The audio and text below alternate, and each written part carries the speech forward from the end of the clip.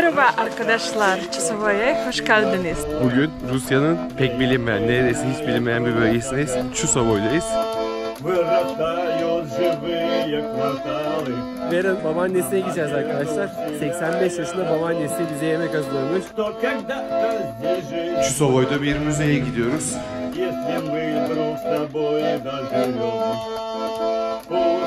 Ve bugün de Çusovo'da snowboard yapmaya gidiyoruz.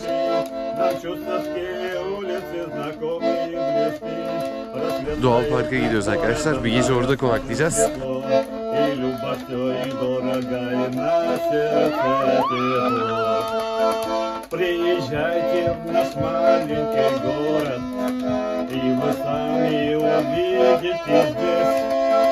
Красоту гор уральских поселок и храм Божий несущий нам весть. Здесь родился Евгений Радыгин. Yeni bir videodan herkese selamlar arkadaşlar. Bugün Rusya'nın pek bilinmeyen, neredeyse hiç bilinmeyen bir bölgesindeyiz. Çusovo'dayız. Petersburg'dan önce Perm'e uçakla geldik. 2 saat sürdü bu yolculuk. 1000 kilometre uzaklıkta bu arada Perm. Be careful. Yolda yürümekte bile zorluk çekiyoruz şu an burada. Çünkü buraya birkaç gün önce şöyle dağ gibi karlar yağmış. Perm'den de 2 saat uzaklıkta otobüsle buraya geldik. Burası Vera'nın memleketi arkadaşlar. Ailesi burada yaşıyor. Onu ziyarete geldik. Az önce kaldığım yerde apartman da şurası. Çıktığımız apartman. Burada ev kiraladık. Günlük 20 dolar civarı bir kirası var bu evin. 5 gün kiraladık bu evi biz. Bu Rusya'da kışın en sert geçtiği yerlerden bir tanesi burası arkadaşlar. Çusovo kenti. Şimdi de Vera ile buranın bir parkına gidiyoruz. Aslında yürüyüşe çıktık biraz da. Dün geldik bu eve biz. Biraz yorgunluk, dinlendik. Genel olarak Çusovo'da turistik bir yer hiç yok gibi bir şey. Böyle ilginizi çekecek, ziyaret edebilecek bir noktası yok. Sadece normal Türkiye'de Anadolu'nun bir şehri gibi diyebiliriz. Hatta Anadolu'nun herhangi bir şehrinde daha çok kültürel varlıklar var. Turistik yerler var. Fakat Çusovo'da hiçbir şey yok gibi bir şey. İnsanlar burada bol bol karşıda çocuğun elindeki gibi kızak gibi şeylerle, botlarla karda kayıyor. Karda eğleniyor. Çünkü başka bir aktivite yok. What you have? Say me. Ice rink. Yes. We have. Buz pateni varmış.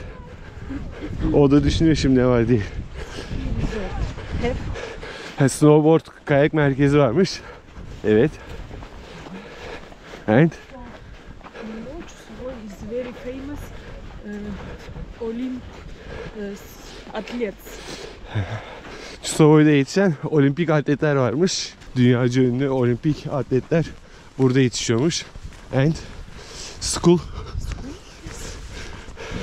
Okul da var. I said about metal. Metal fabrikası varmış arkadaşlar. Rusya'nın her yerine gönderiliyormuş burada üretilen metaller. And we have very beautiful nature. Ve mükemmel bir doğası varmış. Ben yok yok deyince videoda Vera anladı. Çusovo'dan bahsettiğimi. Nasıl yok ya dedi, bir dünya şeyimiz var dedi. Güzeldi. Teşekkür ederim.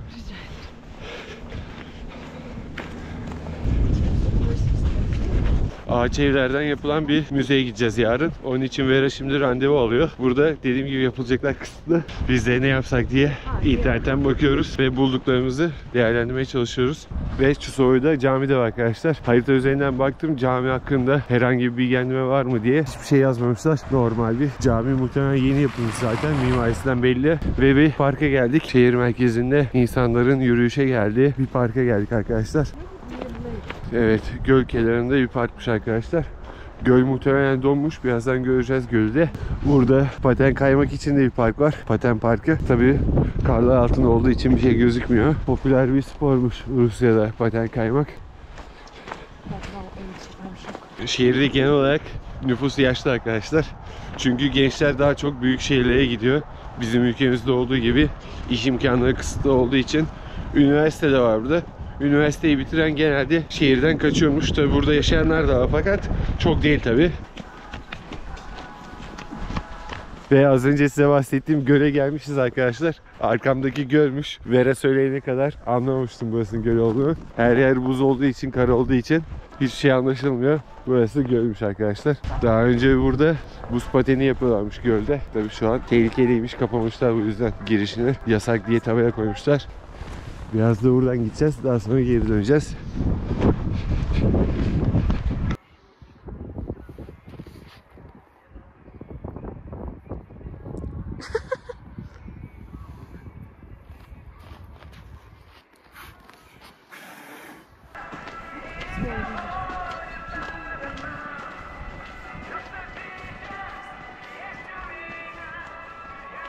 az önce size bahsettiğim metal fabrikası Rusya'nın en eski fabrikalarından bir tanesiymiş. Bu aile toplamda 630 yıl bu fabrikada çalışmış arkadaşlar. Şaka değil. 7 nesil bu fabrikada çalışmış. Hatta bir kişi de Vera çevirdi. 48 yıl boyunca şurada yazıyor. Bu fabrikada çalışmış ve burada böyle panoların hepsinde aileleri gösteriyor arkadaşlar. Fabrikada çalışan aile nesilden nesile buradaki fabrikada çalışmış buradaki insanlar. Bakın burada bir tane daha pano var. Yine burada yazıyor 268 yıl boyunca buradaki fabrikada çalışmış buradaki insanlar. Biz bir aileyiz geleneği Rusya'da devam ediyor iş yerlerinde. Ama gerçek bir aileymiş bunlar. Uzun süre aynı fabrikada çalışmışlar. Ve karşıdaki binada belediye binasıymış. Burada hayat olduğu gibi devam ediyor. Hiçbir duraksama yok. Özellikle okul konusunda Vera ile konuştuk. Türkiye'de bu kadar kar yağsa herhangi bir ilinde, ilçesinde mutlaka okullar tatil olurdu. Fakat burada kesinlikle eğitim durmuyor arkadaşlar. Şöyle gördüğünüz kara rağmen eğitim de devam ediyor. Çocuklar da okula gidip geliyor. Kesinlikle herhangi bir duraksama olmuyor hayatta. Yollar düzenli olarak açılıyor. Her gün vinçler çalışıyor. Bu sabah hatta vinç sesine uyandım. Kaldığımız sitenin yanındaki otoparkı temizliyorlardı. Araçlar girip çıksın diye. Belediye binası da böyle. Çusovoy Belediyesi. Az ileride orman varmış arkadaşlar. Ormanda da insanlar kayak yapabiliyormuş tek başına. Buradaki ablamız da kayak takımlarıyla beraber yürüyor zaten. Binalarda böyle büyük, geniş siteler var arkadaşlar. Sağlı sollu. Yerleşim alanları da böyle Çusovoy'da. Şu anda tam olarak şehir merkezine gidiyoruz. Ve yürüdüğümüz yol boyunca belediye böyle panolar yazmış arkadaşlar. Şunda mesela az önce Vera çevirdi. Ben gencim ve Çusovoy'da mutluyum yazıyormuş. O da güldü biraz. Çünkü az önce dediğim gibi gençler buradan kaçıyormuş arkadaşlar. Şehirde pek bir hayat olmadığı için başka şehirlere taşınıyormuş. Ve belediyede, valilik tarzında kurumlarda gençleri burada tutmak için birçok aktivite yapıyormuş. Birçok böyle reklam yapıyormuş. Gençler burada mutlu, kaçmayın, etmeyin gibilerinden. How's weather? Vera? Not çok soğuk. No, not çok soğuk. This is really good weather for Çusovoy. Usually winter is more cold. Gördüğünüz gibi arkadaşlar sokaklarda sadece orta yaşlı ve yaşlı insanlar var. Ya da bebekli aileler. Pek gence rastlamadık burada. Az ileride soldaki ağaçlıklar orman gibi bir arkadaşlar. Orasını yürüyüş yolu olarak yapmışlar aynı zamanda. Şimdi orasını da göstereceğim. Bir tane de anıtsal bir tank var. İnsanlar burada bol bol yürüyüş yapıyor. Ve gençler okuldan çıkmış evlerine gidiyor arkadaşlar.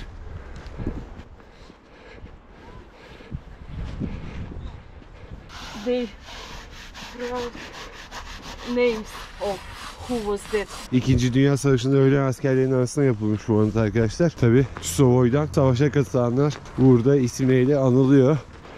Ve böyle bir heykel var. Heykelde aslında obüs mühendisliğinin yapımını anlatıyor. Çoluk çocuk diyor, her yaşta insan çalıştı burada gibilerinden bir anlam ifade etmişler. Anne çocuğunu tutuyor, mermi yapıyor çocukta.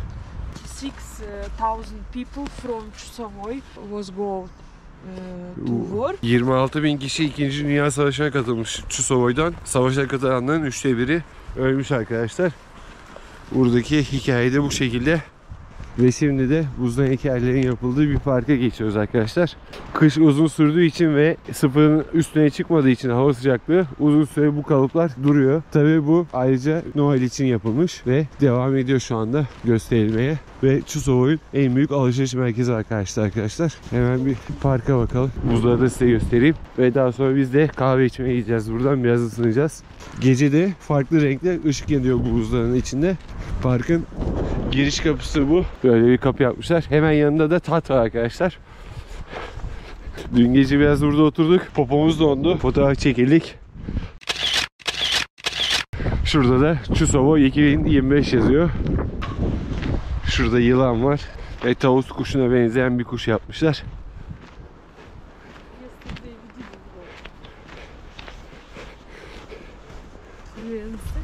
Let's go.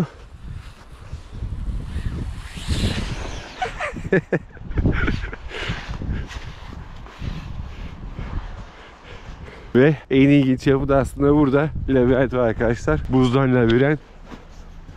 Tabii yukarıdan bakarsanız yerinizi bulabilirsiniz ama Şöyle yürümek lazım burada.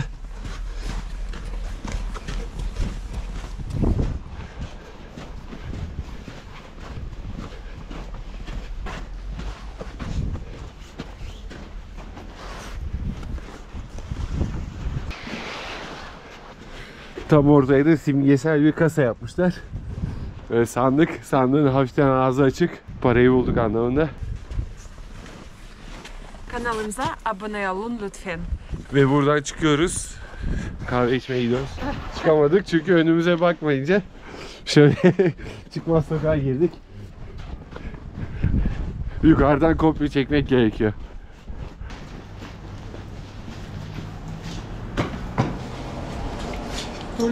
Spasiba. Çusovoy'un en büyük alışveriş merkezindeyiz şu anda. Markette tabii her şey var. Yapı market var, kırtasiye var. En alt katında büyük bir market var. Ve Vera annesiyle karşılaştı.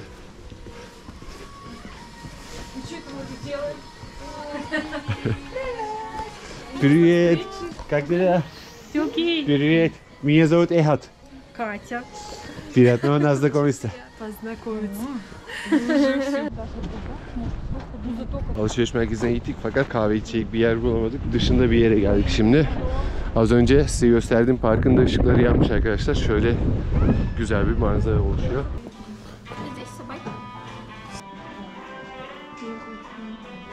Ve arkamda gördüğünüz kafede arkadaşlar 2 çay bir kahve içtik. Tam tamına 120 TL hesap ödedik. Çusovoy Petersburg'dan da ucuz. Rusya'nın böyle yerleri, küçük yerleri çok daha ucuz oluyor büyük şehre göre. Tabii Türkiye'ye göre bedava diyebiliriz. Bakın burada kızak kullanıyor insanlar. Bebek arabaları böyle kızaklı oluyor. Tekerleksiz kayarak böyle çocuğunu gezdiriyor insanlar. Ve sağımızda eczane ve Rusya'daki eczane hakkında çok kısa bilgi vereceğim arkadaşlar. Kocaman bir eczane oluyor Rusya'da ve pazar günü asla kapalı olmuyor. 10 ile 5 arası pazar günü, diğer günler ise 8 ile 9 arası açık oluyor arkadaşlar. Yani akşam 9'a kadar eczaneler burada çalışıyor. Bu da gayet enteresan geldi bana. Çünkü eczaneler uzun süre açık kalıyor arkadaşlar Rusya'da ve kapatmıyorlar. Ve çok eczane var. Rusya'da adım başı eczane görebilirsiniz. Dün de Vera'nın babaannesini ziyaret etmiştik. Babaannesi 85 yaşında. Bize yemek yapmış, bilini yapmış buranın geleneksel yemeği. Babaannesinin evine en çok dikkatimi çeken şey eşya arkadaşlar. Birçok eşya var evde. Bunun en büyük sebebi de savaş döneminde insanlar yiyecek kıtlığı çekmiş burada. Eşya kıtlığı çekmiş ve atmaya kıyamıyorlar eşyaları. Savaş döneminden kalma bir alışkanlık aslında bu. Çöpe kolay kolay bir şeyler atmıyorlar. Vera bunun sebebini anlattı. Savaş dönemindeki kıtlıktan dolayı insanlar bayağı zorluk çekmiş her konuda ve her şeyin kıymetini fazlasıyla biliyor olmuş. Şurada bir çöp kovası var. Ve arkadaşlar burada kuzenleri var. Kuzenleriyle beraber oyun oynuyoruz. Böyle bir ajan oyunu. Güzel bir oyun. А я думал, что Пеппер это только бумага. Oyunun mantığı şu. Tek bir kelime söylüyoruz. Ardından ona benzeyen kelimeleri seçiyor. Bir kişi patron. Patron sinema söyledi ve 2 tane kart söyledi. Hemen sinemaya benzer kartları çektiler. По пояс только ноги. Пейзаж, аббревиатура слова скреп. Нет.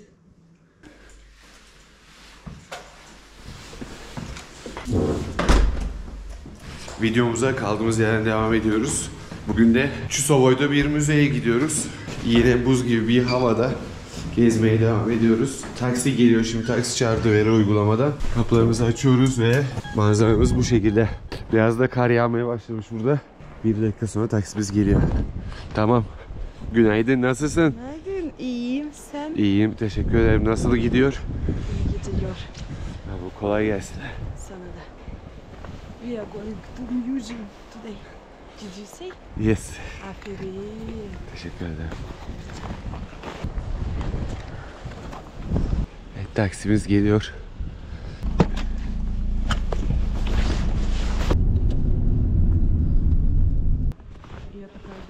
Ve şehir merkezinden 15 dakika uzaklıkta kayak merkezinin yanında şöyle bir müzeye geldik arkadaşlar. Ağaç evlerden yapılmış bir müze. Müzenin içinde ne var ben de bilmiyorum. Girince öğreneceğiz. Şurada da kayak yapıyorlar. Biraz onları izledik ve müzeye giriş yapacağız. Ve olimpiyatlarda gördüğünüz başarılı sporcular hep böyle dağlarda hazırlanıyor. Çocuk yaşlarda böyle kaymaya başlıyorlar ve ileride profesyonel sporcu olarak hayatlarına devam ediyorlar. Hep böyle Rusya'nın köylerinden çıkıyor olimpiyat birincileri.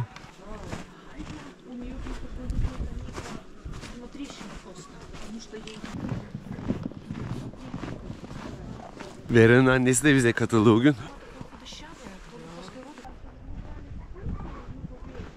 Geldiğimiz müze Çusovoy'un tarihini anlatıyormuş arkadaşlar. Çusovoy'un köyden nasıl şehir olduğunu anlatıyormuş. Eski zamanlarda insanlar ne yapıyormuş, nasıl hayatlarına devam ediyormuş onları anlatıyor. Кладбище справа, прям кладбище заканчивается, и направо. Женились, и до сих пор один из них, Столяров, Андрей Столяров, до сих пор он у нас тут работает. Abla anlattı. Vera da bir kısmını çevirdi. Şuradaki ev 140 yıllıkmış arkadaşlar. Hiçbir metal malzeme kullanılmamış içinde. Tamamen odundan, ahşaptan inşa edilmiş. Çusovoy'un en eski evlerinden bir tanesi hala ayaktaymış. Şimdi onu ziyaret edeceğiz. Abla turist rehberliği yapıyor fakat bizden başka kimse olmadığı için sadece bizi gezdiriyor burada. Kapıyı kapatmayın diyor, açılmaz diyor.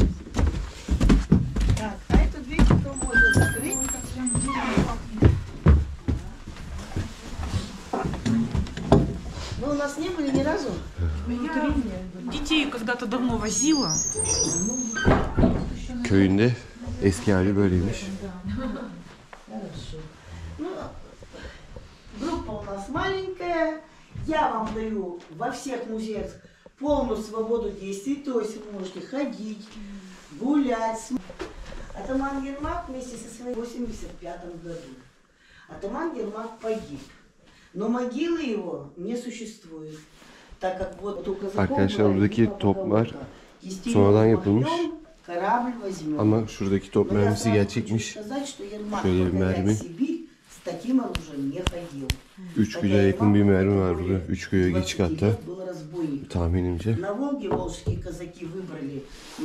Herhalde 1300 yıl önce yapılmış. Gerçekmiş bunlar. До сих пор о нем очень много. Ну, еще что добавить хочу. С победой Ермака над Кучумом русские люди стали свободно ездить торговать с сибирским народом. Обратите внимание на каланчу. На каланче сидит дозор. Bu binada itfaiye binasıymış arkadaşlar. Kulede gözlem kulesiymiş. Yangın çıktığında buradaki zile basıyormuş. Böyle. Zili deniyoruz çalışıyor mu diye. Oo. Bütün köy duydu. Sembolik olarak eskiden böyle çalışıyormuş itfaiye. Конечно, она была более прибегали к помпе, еще привязывали бочку с водой. Пожарные принимали людей или с музыкальным образованием. 1940 yılından kalma bu defter. Эти люди точно так же. Dayı hala uyuyor, uyanmamış bakın. Пожарными, но в свободное от пожаров время. Главная экспозиция является Богородская игрушка. Это музей, театр игрушки. Bu binada oyuncak tiyatro müzesiymiş arkadaşlar. Çocuklar için müze yapmışlar. Пойдемте.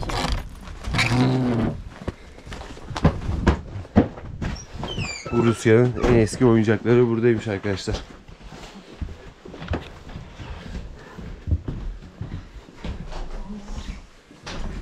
Стол у нас крутится. Ну, теперь меня здесь послушаем, давайте. Вот такие деревянные движущиеся игрушки начали изготавливать монахи и крепостные крестьяне, Троица Севера. Как-то ехал Петр Первый мимо села Yüzlerce oyuncak var Богородской, burada. увидел ребенка, ключ от церкви возьми. Пространство только, да? Или в каком смысле вы говорили, что она действует? Так что вот.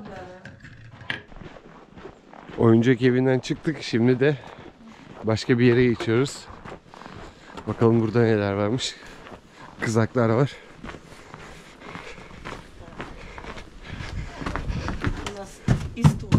Burada da müzik aletleri var. Eski müzik aletleri.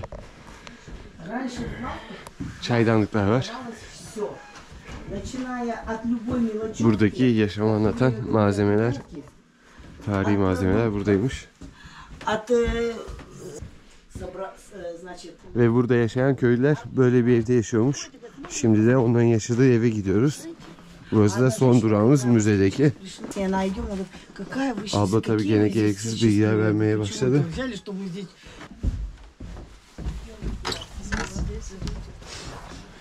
İnsanlar tuvaletlerini buraya yapıyorlarmış. Bu çocuklar içinmiş. Bu da yetişkinler için. Yatak odası. Halı dokuma aleti. Yazın burada yaşıyorlarmış arkadaşlar. Kışın da bu kapıyı kapatıp burada yaşıyorlarmış. 2 odalı bu ev. Bu fırın aynı zamanda. Şurada 7-8 kişi uyuyormuş. Fırını da göstereyim size. Bakın buradan ateşi veriyorlar. 1 metre büyük, 1 metreden büyük bir fırın. Burada insanlar uyuyormuş arkadaşlar. Çünkü hava -30, -20 oluyormuş kışın burada. Eskiden. Ve şu alet de arkadaşlar her evde bulunuyormuş. Bu da zenginlik göstergesiymiş. Abla 2 dakika sussa anlatacağım da susmuyor. Buna tuz koyuyorlarmış. Bu ne kadar büyük olursa aile o kadar zengin demekmiş. Bunun içine tuz koyuyorlarmış eskiden. Biz bu kadar zenginiz diye. Çünkü tuz pahalıymış. Öyle bir adet varmış. Böyle ışıklandırmayı yapıyorlarmış böyle. Evin içi odun kokuyor arkadaşlar. Bildiğimiz saf odun kokuyor. Üst katı var ama üst kata çıkamadık. Çatıya giriş yeri vardı. Kapalı orası. Böyle bir köy burası. Kasaba. Ve gezimiz bitti.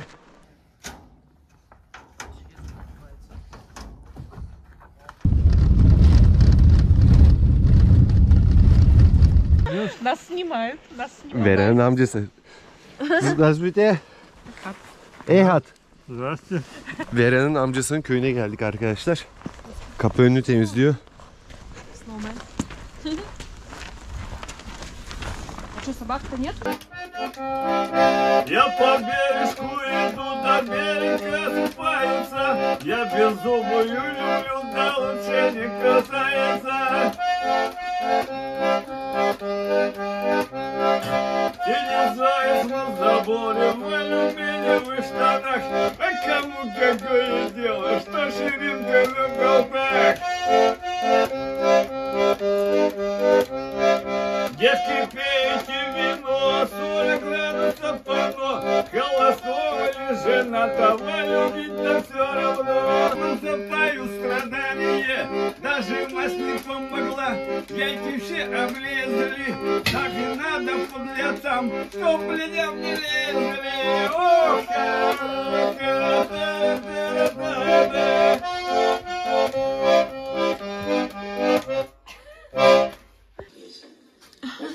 старался дико. Иди. Для него было так важно. Иди. Никогда не...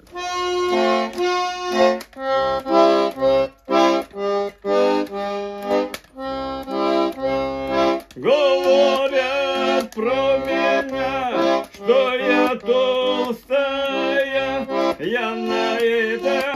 Снизу. Down. Okay. Вот эти 2 пальца играют. Only these 2 fingers. Сережа. Я не могу.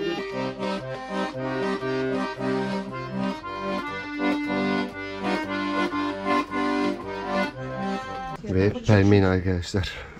Rusya'nın en meşhur, en çok tercih edilen yemeği. Bizim mantıdan farksız. Fakat daha böyle iri taneli. İçi kıyma dolu. Afiyet olsun. Teşekkür ederim. Ben de. Sana da. Sana da afiyet olsun. Ve masada böyle bir domuz eti var. Jelibon gibi böyle. Marketten de cips almıştım buraya gelirken. Fakat şansıma aynı aromalı çıktı. Tabii bunun tadı daha güzel. Yenilebiliyor. Cipsin içinden de şöyle hardal çıktı acılı. Şimdi hamama gidiyoruz. Köy evinde. Hamam dedikleri banyo ama bakalım nasıl bir yere gidiyoruz.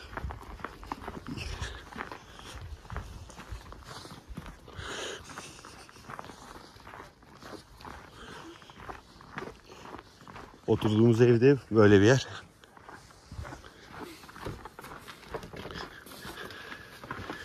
Şurada soba yanıyor. İçerisi de sauna arkadaşlar. Sauna gibi Rus hamamı böyle oluyormuş. Biraz su var içeride ama tabii bizim hamam gibi çeşme akmıyor sürekli. Birçok yer evinde böyle hamam bulunuyormuş. Ve bugün de Çusovoy'da snowboard yapmaya gidiyoruz. En son Petersburg snowboard yapmıştım geçen sene ve kolumu kırmıştım. Bakalım bugün neremi kıracağım, hep beraber göreceğiz.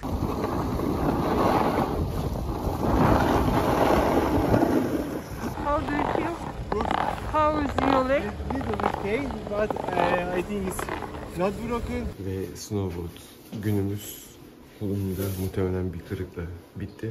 Şimdi röntgen sonuçlarını bekliyoruz. Ve gecemizin sonunda hastaneye geldik. Kolumda bir adet kırık var. Alçıya aldılar. 3 hafta böyle gezeceğim. Rusya'daki 3. günümde kolumu kırdım. İlk snowboard deneyimimde. Güzel bir tecrübe oldu. Seyahatime böyle devam edeceğim. Moraller bozuk ama hayat devam ediyor. Bugün Çusovoy'da hava -7 derece. Biraz daha soğuk. Geçtiğimiz günlere göre. Veren kuzeni geldi, o da bizimle gelecek. Taksi çağırdık. Önce snowboard takımlarını kiralayacağız. Ardından da snowboard merkezine gideceğiz. Çünkü snowboard yapılan yerde kayak takımı kiralamak pahalıymış. Başka bir yerden kiralama yapacağız. Ardından da snowboard merkezine gideceğiz. Taksi geliyor.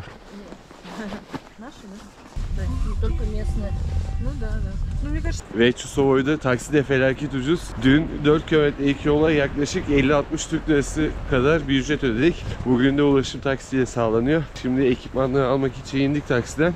Çoğu yere burada sabit ücret varmış zaten. Genelde insanlar ulaşımını taksiye sağlıyor. Tabi bu taksi Uber şeklinde uygulamayla çalışıyor. Sarı taksiler yok burada. Hepsi sivil taksi arkadaşlar. Şu anda Çusovoy'un Old Town'dayız, Eskişehir'indeyiz. Nehir burasını ikiye bölüyor. Yenişehir ve Eskişehir olarak. Burası Çusovoy'un ilk yerleşim alanı. Dün de geldiğimiz köy bu alandaydı. Eski yapılaşma burada. Yeni yapılaşmada o büyük binalar nehrin diğer tarafında kalıyor. Bakın bu genç de böyle okula gidiyor arkadaşlar.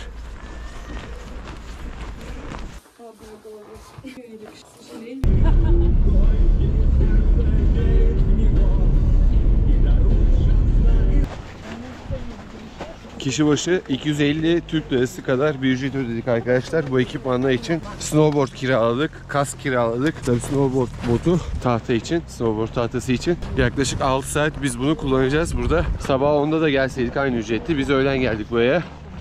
Şimdi kayak merkezindeyiz. Geçen sene snowboard eğitimi almıştım ben Vera'dan. Eşim aynı zamanda snowboard eğitmeni. Fakat onu dinlemeyip kolumu kırmıştım ben.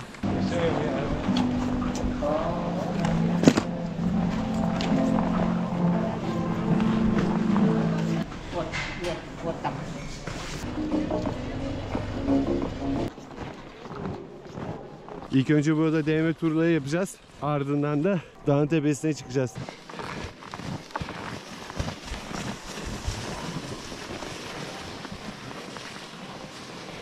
Burası aslında acemi yeri biraz da. Profesyoneller diğer tarafta kayıyor. Doğru kaymıyor diyor. Every time just left side. Yes. Do you know why you must do everything slow? Good. And continue. Slow. Everything slow. Not look down. Because if you will do fast, you don't have time for think. No, left side, left, stop. Yavaş. Yes. Stop. 4-5 defa şu pisti kaydık yavaş yavaş. Vera bana öğretti bayağı. Şimdi son turumuzu yapacağız ve ardından diğer büyük tarafa geçeceğiz. Snowboard bilenler anlıyordur beni. İlk başlangıçta bayağı zorluk çekiyorsunuz fakat sonra kolay oluyor.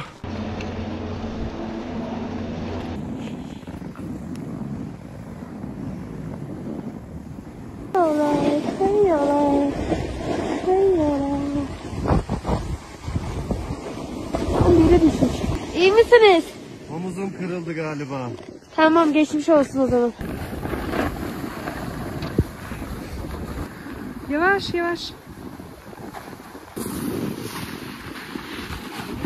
Yavaş. Böyle yerde içilir. Yavaş yavaş. Bak. Oo. Kokuya bak be. Şu kadarcık koydum, azıcık. Biraz da kendime koyuyorum. Oh be, dünya varmış. Да почему? 4-5 defa 1600 metrede indik arkadaşlar. Zordu. Alışık olmayanlar için gerçekten zor bir spor. İlk öğünümüzü kahveye kattık ve içimizi ısıtıyoruz arkadaşlar. Başka türlü burada kimse ısınmıyor. Vera'nın kuzeni de buraya kolayla gelmiş. Fakat kolanın içinde konyak vardı arkadaşlar. İnsanlar burada içini böyle ısıtıyor. İlerleyen saatlerde de Vera'nın babaannesine gideceğiz arkadaşlar. 85 yaşında babaannesi bize yemek hazırlamış. Daha önce gitmiştik 2-3 gün önce. Bugün tekrar gideceğiz. Bizi davet etti. Vera'nın kuzeni de orada olacak. Başka bir kuzeni. Rusya'nın köylerinde Ruslar nasıl yaşıyor? İzlemeye devam edelim.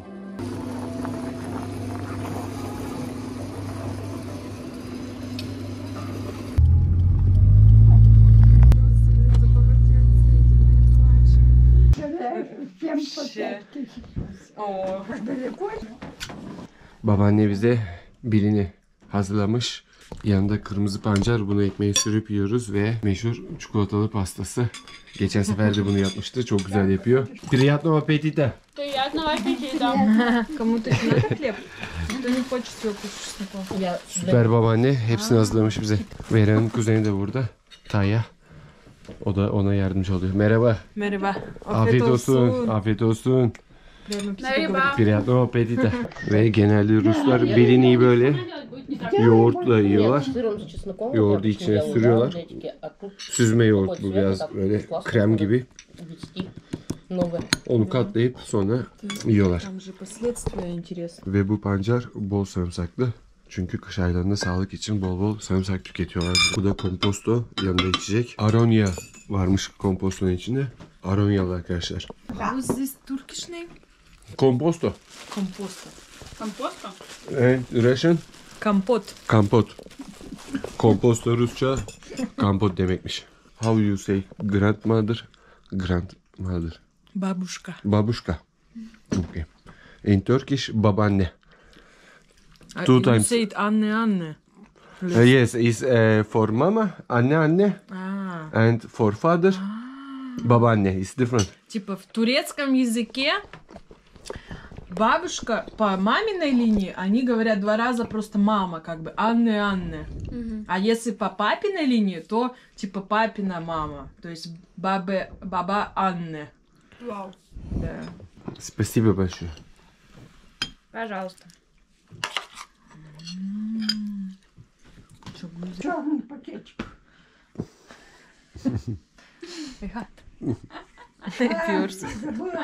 До свидания. До свидания.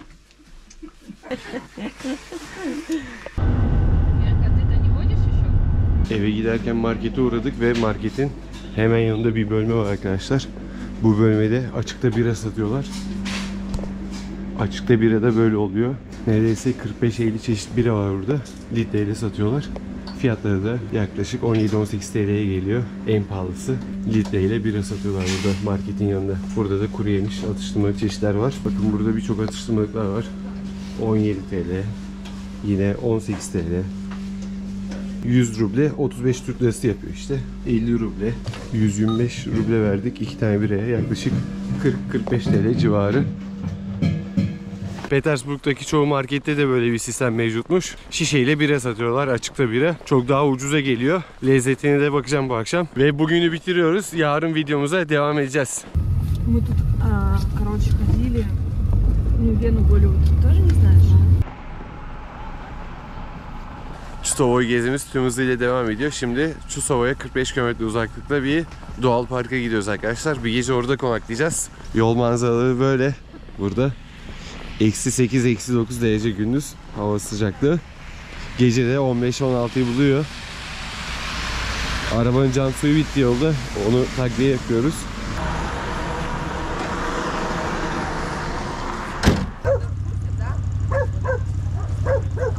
Ve geldiğimiz bölgede çok meşhur bir dağ varmış. Şimdi bu ski ile dağa çıkacağız arkadaşlar.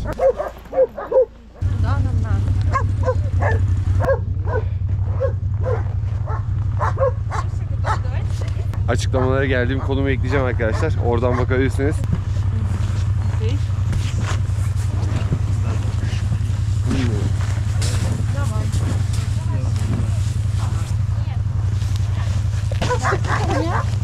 Köpek de bizimle geliyor. Вот так? Так, хорошо. Kanalımıza abone olun lütfen. Ve yolculuk başladı. Yola çıktık. Yüzümüz gözümüz donacak bu kesin. Burada da birçok turist gelmiş.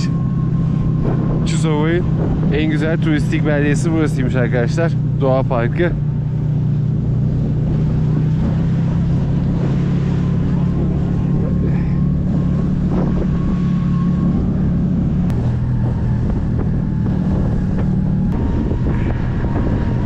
Nasılsın?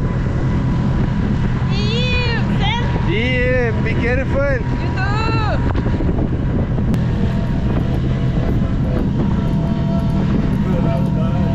Ama yüzümüz, parmaklarımız dondu arkadaşlar.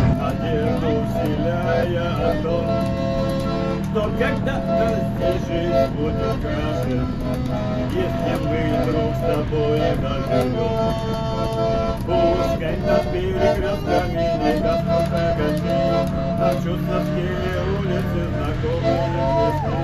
Рассветают над городом, дарят светло, и любовь, что и дорого, и на сердце тепло. Приезжайте к нам, маленький город. Yarım saatlik yolculuğun ardından böyle bir yere geldik. Şimdi biraz yürüyeceğiz. Daha sonra manzara izleme noktasına çıkacağız. Etraf böyle, her yer bembeyaz.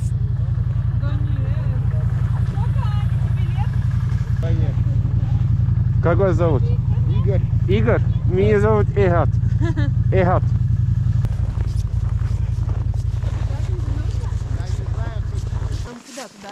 Баки! Баки! Баки!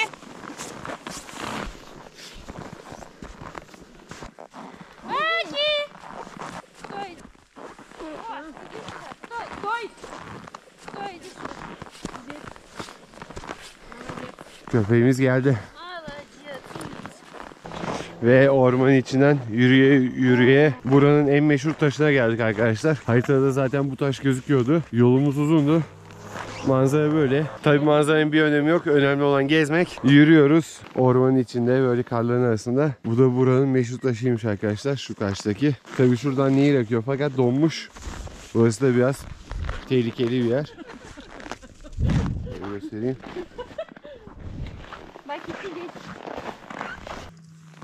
Bu taşın ismi de parmak taşı olarak geçiyormuş. Birçok turist geliyormuş buraya arkadaşlar günübirlik. Biz bu gece bu bölgede kalacağız. Daha sonra Çusova'ya geri döneceğiz.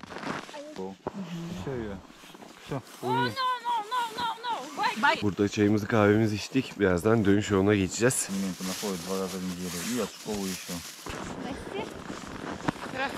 Здравствуйте. Так, здравствуйте. Здравствуйте. Здравствуйте. Ну да, как-то не мудрено.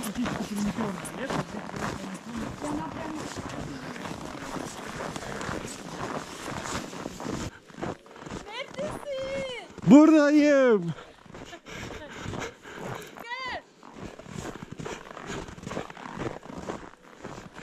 Seni çok özledim. Ben de seni çok özledim. Asya turu ile başlayan YouTube maceram Rusya'ya devam ediyor arkadaşlar. Rusya çok geniş bir coğrafyaya sahip. Rusya'nın bir ucundan diğer ucuna gitmeniz için 9000 kilometre yol kat etmeniz gerekiyor. Bu yüzden Rusya gez bitmiyor. Asla da bitmeyecek. Dağları, taşları, akarsuları, nehirleri, Rusya'nın geniş coğrafyasında mükemmel manzaralar var. Gördüğünüz gibi insanlar turistik gezilerini böyle karlı dağlarda yapıyor. Yürüyüşlerini yapıyor. Temiz hava mis gibi. Ve Rusya'da 10. günümü bitirdim. Bir kere hapşırmadım, öksürmedim. Sıfır hastalık. Çünkü havada mikrop yok. Bulaşıcı hastalık yok. Eğer kalın giyinirseniz arkadaşlar üşümüyorsunuz da. Yürüdükçe zaten ısınıyorsunuz. Bir grup daha gelmiş buraya. 2 köpek karşılaştı. O yüzden birbirlerini, hatta 3 köpek oluyorlar. Здравствуйте. Rusya'da tanımadığınız birine Zdravstvuyte deniyor. O da merhaba demek. Fakat tanıdığınız birine resmi olmayan değil de privyet denilebiliyor. Bu yüzden tanımadığımız insanlara söylemesi çok zor. Zdravstvuyte. Ben bunu 3-4 ayda öğrendim doğrusunu. Temel kavramları bildiğinizde zaten Rusya'da temel cümleleri bildiğinizde her türlü işinizi görüyorsunuz arkadaşlar. Marketten alışveriş yapabiliyorsunuz. Tuvalet nerede diyorsunuz. Her ihtiyacınızı karşılayabiliyorsunuz. En az bir 20-30 kelime öğrendiğinizde yeterli oluyor. Fakat tabii ben daha fazlasını öğrenmeye çalışıyorum. Soğuk ülkenin sıcakkanlı insanları. Vere ve ailesi beni burada mükemmel karşıladı. Neredeyse her gece yemeğe çağırdılar. Şimdi bir tepeye çıkmaya çalışıyoruz. Buradan da manzara izleme noktası var. Çıkabilirsek eğer. Köpek için kolay tabii bu yollar. Hemen çıkıyor.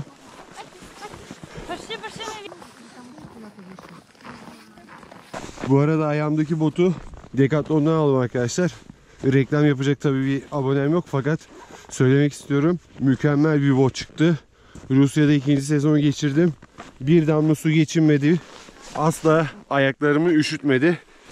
Böyle yerlere gideceklere kesinlikle tavsiye ederim bu botu da. Üzerimdeki de North Face çakma. Vietnam'dan almıştım. Burada bir lesi köpeği var. Ve diğer manzara izleme noktasındayız. Привет, Аня, как дела? Отлично. Süper.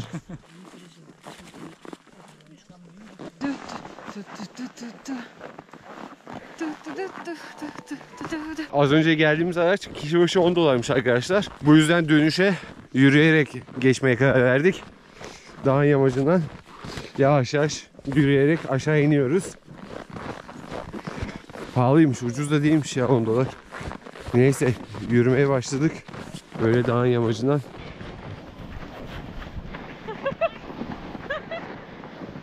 Dönüş yolunda kaya kaya iniyoruz arkadaşlar.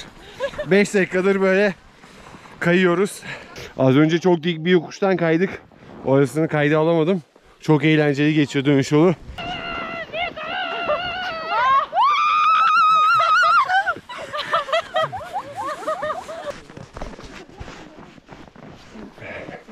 Ve burada ünlü bir Rus filmi çekilmiş arkadaşlar. Daha sonra burası çok ünlenmiş. Onu gösteriyor buradaki tabelada.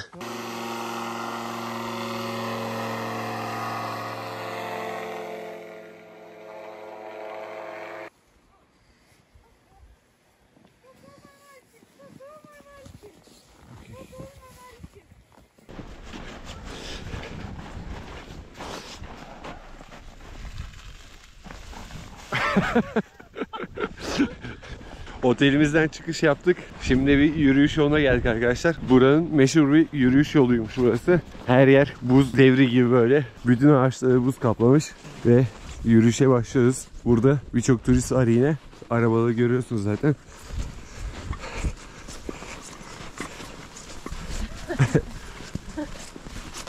Şimdi değişik bir yürüyüş yolundayız.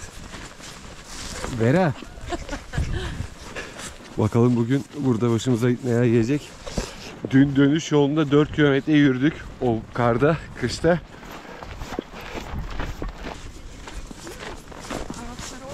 Etrafımızda beyazlıktan başka hiçbir şey yok. Her yer bembeyaz. Ağaçlara bakar mısınız?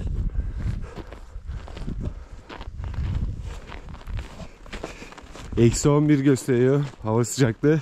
Birkaç gün sonra da burada hava sıcaklığı eksi 22 olacakmış.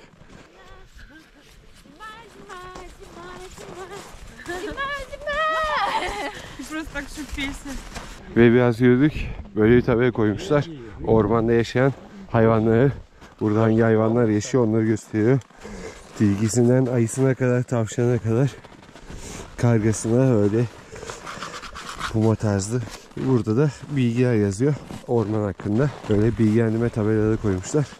Ve yürüdük böyle buranın meşhur kayalarına geldik arkadaşlar. Buraya insanlar bu kayaları görmeye geliyormuş. Görüyorsunuz birçok turist var. Здравствуйте. Buraya giriş dün de gittiğimiz yer dahil 1 dolarmış arkadaşlar. Kişi başı 3 günlük 1 dolar ücret ödüyormuşuz. Bunun sebebi de doğal park olmasıymış. Buranın ismi Kaya Şehri olarak geçiyormuş. Birazdan bir çay kahve molası vereceğiz. Daha sonra yürümeye devam edeceğiz.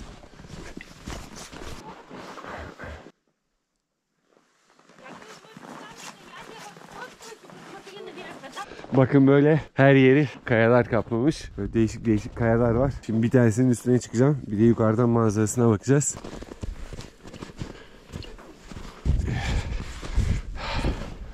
Здравствуйте.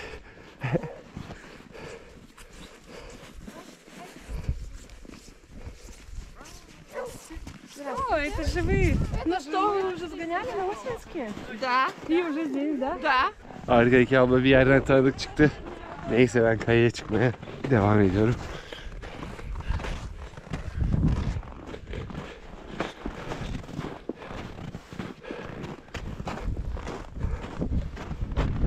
Böyle mükemmel manzaralar var. Tabii tehlikeli de, bastığınız yer her an çökebiliyor burada. O yüzden ayak izi olmayan bir yere adım atmıyorum. Sanırım parktaki en yüksek kayalardan bir tanesi de bu. Böyle bir ormanın içindeyiz. Çayımızı da yanımıza almıştık. Biraz çayımızı içeceğiz. Yolumuza devam edeceğiz. Ve böyle kayaların arasından da geçebiliyorsunuz arkadaşlar. Çok enteresan bir yer. Bakın. Biraz da labirent gibi. İnsanlar burada kaybolabilir. Şurada bir köprü var. Kayalarda böyle. Ve yukarı çıkıyoruz.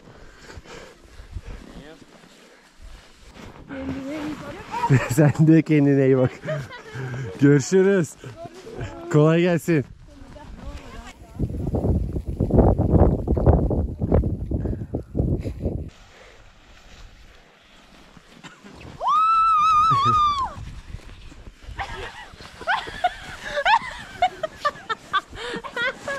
Kayalar arasında gezmeye devam ediyoruz. Bir o kayaya çıkıyoruz, bir diğer kayaya.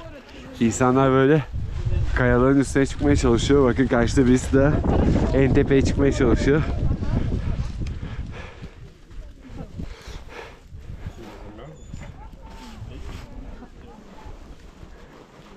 Хорошо, хорошо.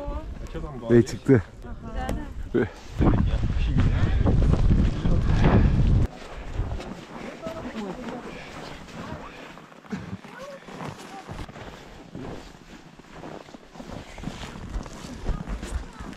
Yürüyüşümüzü yaptık ve artık dönüş yoluna geçiyoruz. Ve şehir merkezine geldik. Şimdi kahvemizi alıp akşam yemeğine gideceğiz. Burası bir kahve dükkanı. Aynı zamanda nargile satıyorlar. Elektronik sigara satıyorlar. Bizim tütüncüğümüz gibi düşünebilirsiniz. Tabii kahve de satıyor hanımefendi burada. Vera, what is it? Çay. Bu çaymış arkadaşlar. He. Sıcak suyun içine bunu koyunca hazır oluyormuş. Enteresan. Ve akşam yemeği için buradaki kebapçıya geldik arkadaşlar. Kebap, döner, et, pizza ne ararsanız burada var. Bakın burada döneri nasıl servis ediyorlar böyle. Ekmek arası. Özel bir tabağı var. Ben dürüm söyledim. Dürüm de geliyor birazdan. Ve ülkede Coca-Cola olmadığı için Rus kolaları satılıyor arkadaşlar. Niyet Coca-Cola'da. Bu da benim dönerim. Peynir aromalı lavaş. İçinde döner var. Böyle karıştırıyorlar sonra yiyorlar. How is it? Natural cola. Et pişmemiş ve sosa bulamışlar arkadaşlar. Havuç var, domates var ve bol bol mayonez var içinde. Patates de var. O üzerinden 3 veririm var. Ve bunun fiyatı da yaklaşık 100 TL. Böyle bir kola yanında alırsanız da 18 TL. 120 TL şöyle karnınızı doyurabilirsiniz. ve Çusovoy gezimizin sonuna geldik. Şu anda tren istasyonuna gidiyoruz. Çusovoy'dan 2 saat uzaklıkta Perm şehri var. Geldiğimiz yer orasıydı aslında. Havaalanı var orada. Biraz daha büyük şehir orası. Orada bir gece kalıp Petersburg'a döneceğim ve Rusya gezimi bitireceğim artık. Çünkü aldığım e-vizeyle 16 gün kalabiliyorum Rusya'da ve 16 gün bitmek üzere. Dönüşte bu yolu otobüse gelmiştik. Fakat bu sefer trenle dönmeyi tercih ettik. Veren'in kuzenin eşi aynı zamanda makinist, bizi tren istasyonuna bırakıyor. Hem de köpeğini gezdiriyor. Ve Çusovoy tren istasyonu. Biletimizi aldık. Kişi başı 125 Türk Lirası ücret ödedik tren için. Trenimiz de bu. Perm'e gidecek. Tren biletimiz de burada. Приезжайте в наш маленький город, и вы сами увидите здесь красоту гор уральских поселок и храмовый несущий нам весть. Здесь родился Евгений Радыгин и оставил свой путь на журнал, а я Максим Матвеев. Ve Yozgat şehir merkezinden sadece 3726 kilometre uzaklıktaki Rusya'nın Perm şehrindeyiz. Bu şehir 1 milyon nüfuslu arkadaşlar. Burada Vera üniversite okumuş. Vera'nın şehrine 200 kilometre uzaklıkta Çusovoy'a. Petersburg'a da 1000 kilometre uzaklıkta. Perm'deyiz şu an. Perm'in göbeğindeyiz. Ve şimdi bir şeyler yemeye gidiyoruz. Az önce trene indik. Daha sonra da kaldığımız otele gideceğiz. Airbnb tarzında bir yerden bir otel bulduk. Bir gece burada kalıp ardından da Petersburg'a gideceğim. Bir Luna Park'ın içinden geçip restorana gidiyoruz.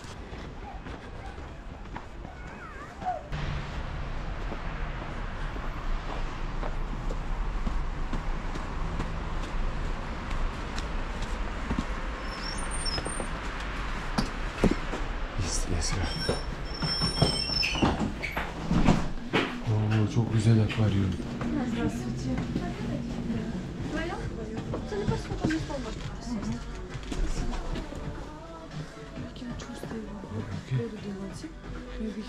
Maybe. Bakın restoran ne güzel süslenmiş. Dışarıda da böyle bir manzara var.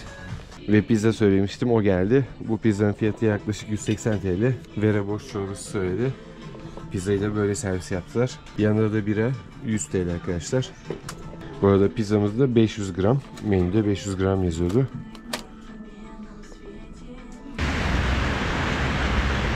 Disco. 22 dolara böyle bir evde kalacağız bu akşam. Perm'in merkezinde. Şurada girişte karşıda kamera var. Burası mutfak. Az önce göstermeye yatak odası. 25 katlı bir apartmandayız şu an. Burası da balkon. Güzel bir balkon yapmışlar. Bu da balkon manzarası. Rusya'da 22 dolara böyle bir yerde kalabilirsiniz gecelik. Bu da banyomuz.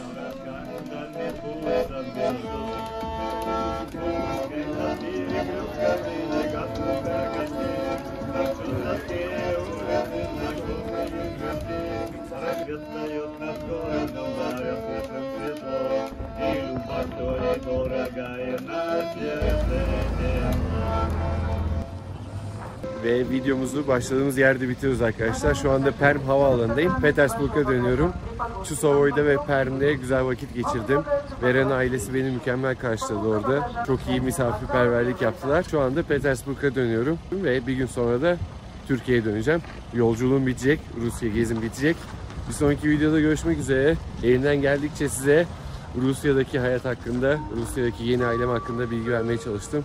Kendinize iyi bakın, hoşça kalın.